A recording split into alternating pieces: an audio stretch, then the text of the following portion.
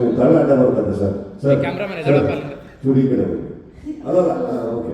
ಒಂದು ಪೋಸ್ಟರ್ ಹಾಕಿದ್ರು, ಸಂಚಿತ್ ಅವ್ರನ್ನ ಎಲ್ಲರೂ ವೆಲ್ಕಮ್ ಮಾಡ್ತಿದ್ದಾರೆ, ಸ್ಯಾಂಡಲ್ವುಡ್ ದಿಗ್ಗಜರು ಎಲ್ಲರೂ ಅಂತ ಹೇಳಿ. ಅವರ ಆಶೀರ್ವಾದ ಅವರಿಗೆ. ಆಶೀರ್ವಾದ ಅಂತ ಹೇಳ್ಬಿಟ್ಟು. ಸೊ ಅಲ್ಲೂ ಕೂಡ ನೀವು ಮತ್ತೆ ದರ್ಶನ್ ಸರ್ ಜೊತೆಲೇ ಇದ್ರಿ, ಇಚ್ಛಾ ದಜ್ಜು ಅಂತ ಹೇಳ್ಬಿಟ್ಟು. ಯಾಕಂದ್ರೆ ನಮ್ಗೆ ಖುಷಿ ಆಯ್ತು ಆ್ಯಕ್ಚುಲಿ.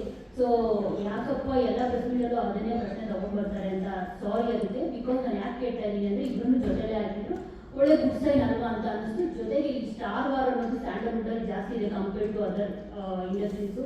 ಸೊ ಅದೆಲ್ಲ ಸ್ಟಾರ್ ವಾರ್ ಇಲ್ಲದೆ ಎಲ್ಲರೂ ಚೆನ್ನಾಗಿದ್ದರೆ ಸಿನಿಮಾಗಳು ಚೆನ್ನಾಗಿ ಆಗುತ್ತೆ, ಎಲ್ಲ ಫ್ಯಾನ್ಸು ಬಂದು ಸಿನಿಮಾ ನೋಡ್ತಾರೆ. ಈ ಥರದ್ದೊಂದು ಪಾಸಿಟಿವ್ ಸೈನ್ ಬೇಕು ಅಂತಲೂ ಅನ್ನಿಸ್ತು, ಅದನ್ನು ಮಾಡಿದ್ದಾರೆ ಅಂತ ಅನಿಸುತ್ತೆ. ಸೊ ನಿಮ್ಗೆ ಒಂದು ಪೋಸ್ಟರ್ ನೋಡಿದಾಗ ಎಲ್ಲರೂ ಒಟ್ಟಿಗೆ ನೋಡಿದಾಗ ಏನು ಅನ್ನಿಸ್ತು ಅಂತ?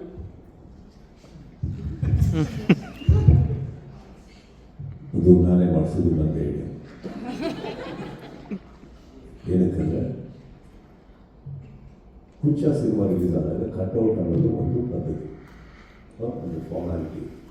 ಅವಾಗ ಕಟ್ಔಟ್ ಹಾಕಿದಾಗ ನಾನು ನೋಡಿದ್ದೇನೆಂದರೆ ಮೊದಲ ವಾರ ಯಾವ ಕಟ್ಔಟಿಗೂ ಒಂದು ಹಾರನೇ ಬಿದ್ದಿರಲಿಲ್ಲ. ಕಾರಣ ಏನಂದರೆ we are nobody, that is also right. I told him, ನೀವು ಕಟ್ಔಟ್ ಹಾಕ್ಸಿದ್ರೆ ಇವಾಗ ಅದಕ್ಕೆ ಖಾಲಿ ಬಿಡೋಕ್ಕಾಗಲ್ಲ. ಹಾರ ಹಾಕ್ಸಿದ್ರೆ ಯಾರು ಹಾಕ್ಸಿದ್ರು ಅಂತ ಬರುತ್ತೆ. ಒಂದೇ ಬಿದ್ದರೆ ಅವಮಾನ ಆಗುತ್ತೆ, ತೂಗಿಸಿದ್ರೆ ನಾವೇ ಅಂತ ಗೊತ್ತಾಗುತ್ತೆ. ನಿಮ್ಮ ಕಟ್ಔಟ್ ಒಂದು ದಿವಸ ನಿನಗೆ ಹುಟ್ಕೊಂಡು ಅಭಿಮಾನಿಗಳು ಕಟ್ಟಲಿ. ಈಗ ಸದ್ಯಕ್ಕೆ ಆಶೀರ್ವಾದ ಬಂದಿಗೆ ಹೋಗು. ಕನ್ನಡ ಚಿತ್ರರಂಗ ಬೆಳೆಯೋದಕ್ಕೆ ಇವರೆಲ್ಲ ಇದ್ದಾರೆ, ಇನ್ನೂ ಇದ್ದಾರೆ. I think the best talent is their blessings and I thought this the whole team needs. And ಅವ್ರ ಆಶೀರ್ವಾದ ಅಂತ ನನಗೆ ಅನ್ನಿಸ್ತು.